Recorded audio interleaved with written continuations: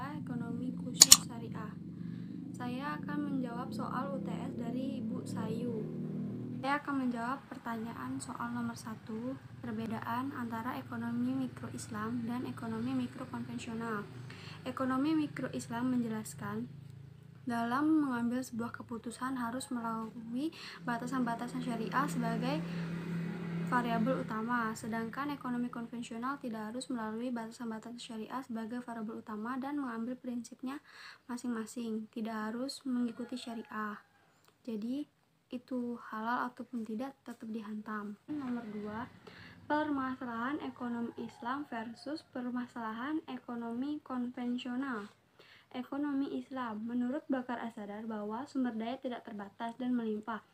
Masalahnya adalah ketimpangan sumber daya yang tidak terbatas di antara manusia, dan menolak pemikiran ekonomi konvensional karena menurut Bakar As-Sadar, kelangkaan itu terjadi karena distribusi yang kurang merata, bukan sumber daya yang terbatas tetapi distribusi yang kurang merata.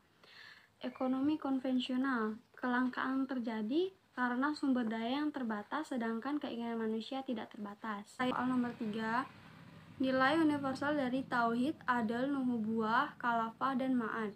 Tauhid, keimanan atau keesaan, merupakan fondasi kita bahwa tidak ada Tuhan yang patut disembah kecuali Allah Subhanahu wa Ta'ala.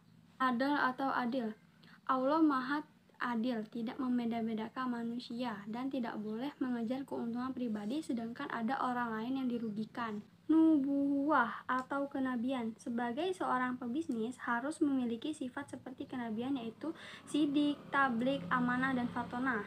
Khilafah atau pemimpin, berarti pemimpin itu harus bisa memimpin perekonomian agar bisa seimbang dengan aturan-aturan syariah dan tidak melanggar hak-hak manusia. Ma'ad atau hasil, sebagai seorang pebisnis harus mencari untung atau hasil dan tidak semata keuntungan atau laba itu untuk dunia tetapi juga untuk akhirat.